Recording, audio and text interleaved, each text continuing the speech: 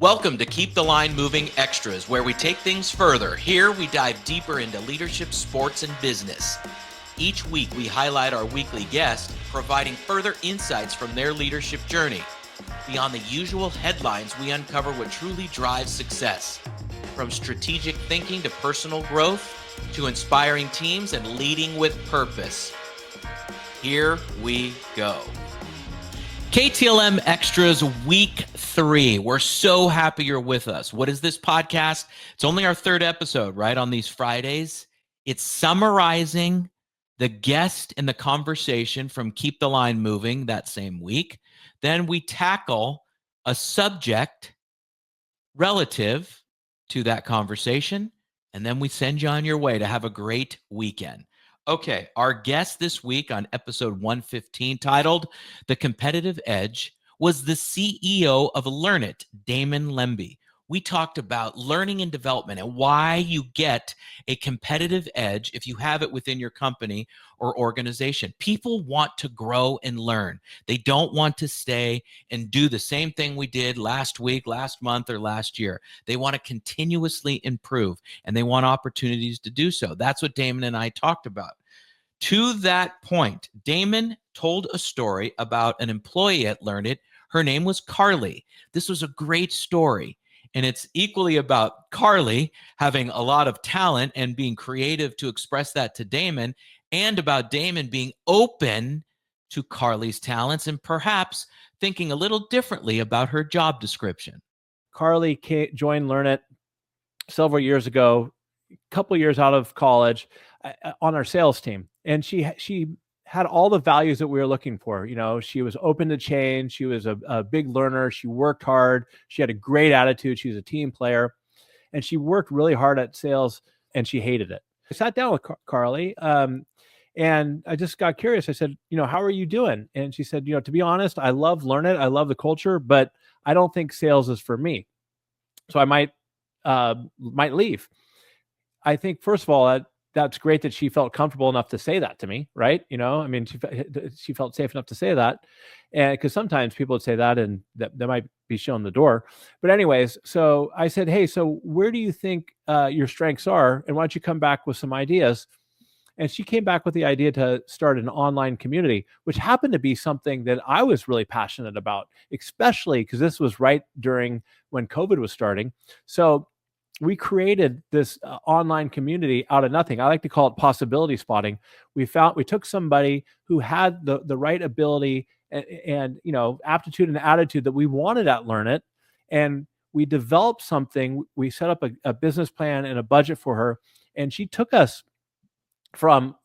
take us from 50,000 subscribers on our YouTube channel to now we're at 800,000. And I think she's a tremendous success story in the sense of, she found something that she loved and it aligned with what we needed.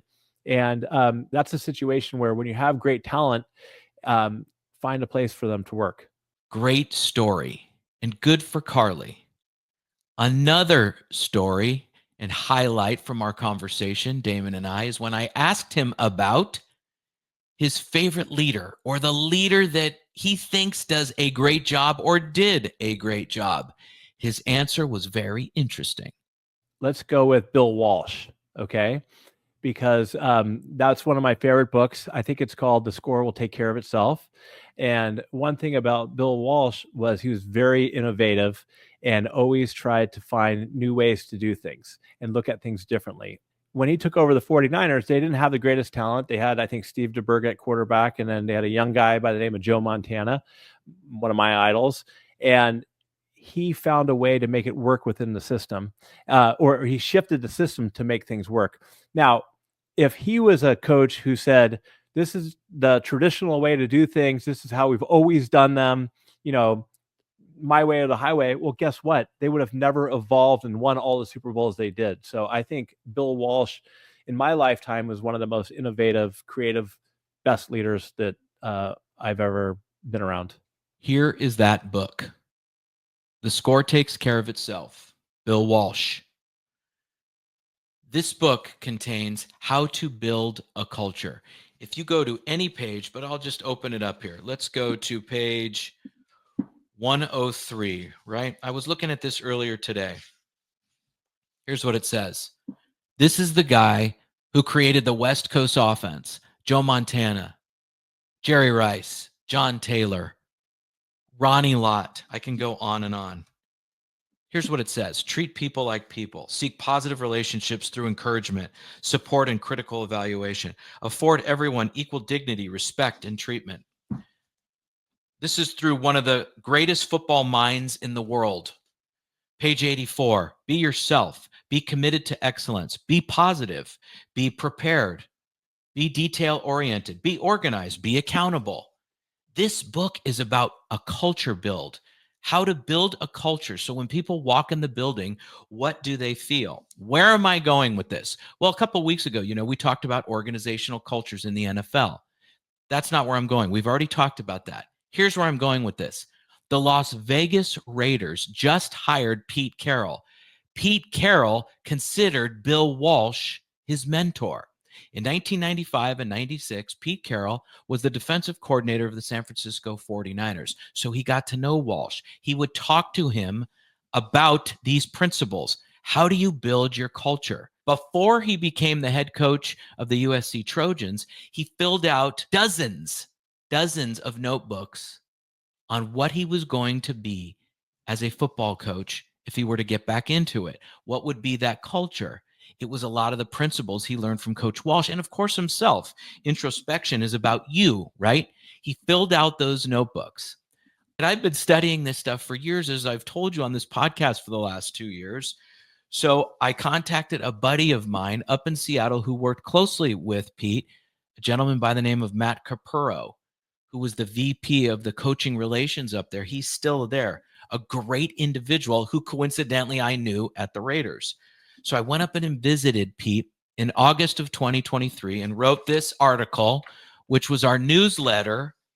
Our February 2024 newsletter was about what I learned from Pete Carroll and some of the principles that I personally took away in spending time in Seattle with the Seahawks and watching Coach Carroll in action parallel what's in this book. Your values create the culture. Every detail matters. Set the tone when everyone is together. This is what I observed and wrote. Intention leads to a productive and cohesive mindset.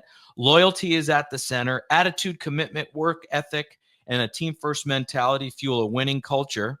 Trust each other and trust the process. Great leadership is a tangible feeling. I did 10 of them. I read most of them to you. So when Pete Carroll walks into the building in Vegas, in Henderson, where the team facility is, the Raiders are instantly going to be credible. Now you're thinking their roster's this, their roster's that, quarterback, whatever. That'll come in time. But he will build a foundation. He will teach how to trust, how to work together, how to collaborate, how to listen. A lot of the values we read from the book here, but you look at it, you think about it. He's going to bring instant credibility into the building. He's going to bring positivity, energy, accountability. He's going to make them look at attention to detail and why it matters. He's going to have them enter practice, walkthroughs, games with intention. So I applaud the Raiders for this hire. That is fantastic. And it's so much more. There's so many layers to these coaches.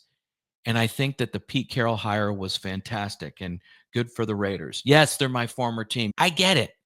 But looking at this objectively, I think it makes a lot of sense. And good for them.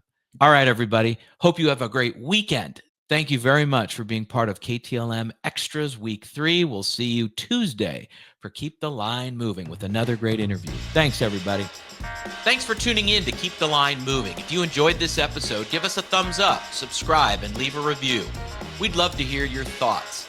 Most importantly, share this podcast with your friends, family, and coworkers. It means the world to us. If you have a guest recommendation, visit our website at garganoleadership.com, where you'll also find all our archived episodes. For our marketing coordinator and the producer of this podcast, Savin Narwhal, I'm Chris Gargano. Have a fantastic week, everybody.